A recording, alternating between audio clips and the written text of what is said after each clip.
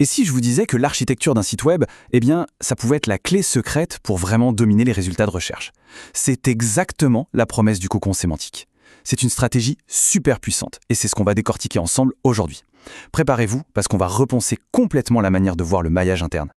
Alors, cocon sémantique. Oui, le nom peut faire un peu complexe, un peu poétique même pour du SEO, non. Mais croyez-moi, derrière cette image un peu fleur bleue, il y a une logique qui est absolument redoutable. On est bien au-delà d'une simple accumulation de mots-clés. Pour faire simple, un cocon sémantique, c'est une manière hyper intelligente d'organiser la structure d'un site. Imaginez, votre site n'est plus un grand bazar, mais plutôt une bibliothèque super bien rangée. Chaque grand thème, c'est une section. Et chaque page, c'est un livre qui est exactement à sa place. Voilà, c'est ça l'idée. C'est une structure où vraiment rien n'est laissé au hasard, ni pour les visiteurs, ni pour les moteurs de recherche. Au cœur de cette fameuse bibliothèque, on va trouver 3 types de pages. D'abord, il y a la page mère. C'est un peu comme la porte d'entrée de la section, disons la section science-fiction. Ensuite, on a les pages filles. Ce sont les rayons plus spécifiques comme cyberpunk ou space opera. Et enfin, les pages sœurs. Là, ce sont tous les livres qui sont dans le même rayon et qui se font des petits clins d'œil entre eux avec des liens. Le but de tout ça, créer un maillage super pertinent qui va concentrer toute la force, toute l'autorité sur le thème principal. Bon, avoir une structure bien propre, c'est super. Mais concrètement, qu'est-ce qu'on y gagne ? Eh bien, c'est là que ça devient vraiment intéressant. Parce que les avantages pour le SEO, ils sont juste énormes. C'est là que la magie opère, vraiment.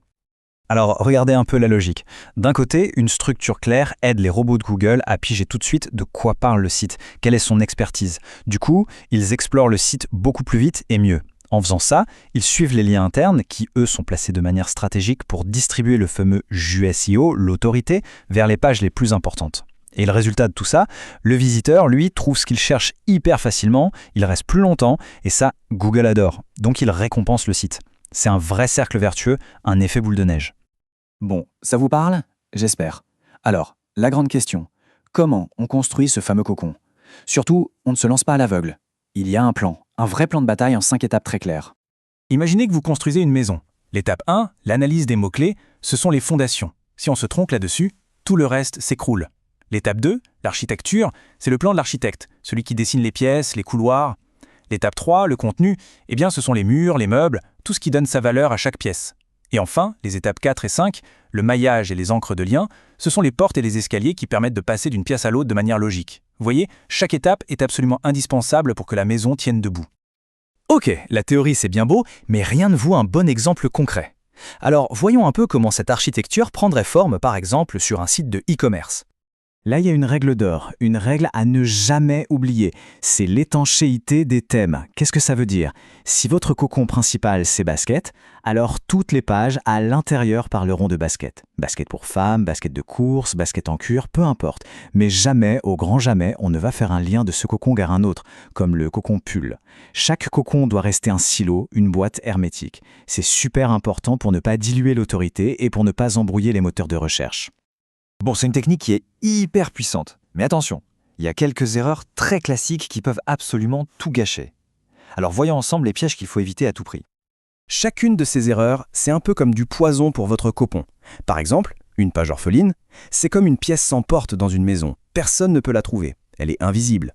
Un contenu trop léger, superficiel, c'est une coquille vide, ça déçoit forcément le visiteur.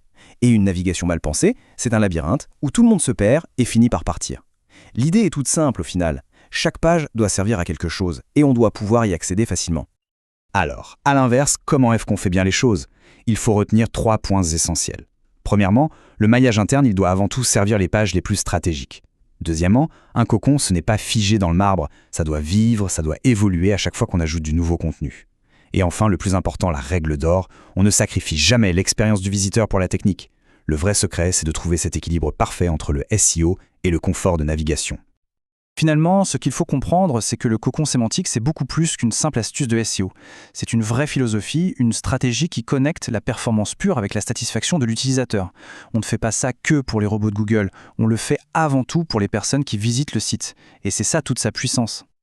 Je vous laisse donc avec cette question, une question à se poser. Est-ce que votre site web aujourd'hui, c'est un cocon bien organisé et logique, ou est-ce que c'est juste un empilement de pages un peu au hasard ? Prenez un moment pour y réfléchir. La réponse ? Elle pourrait bien changer toute votre approche du SEO.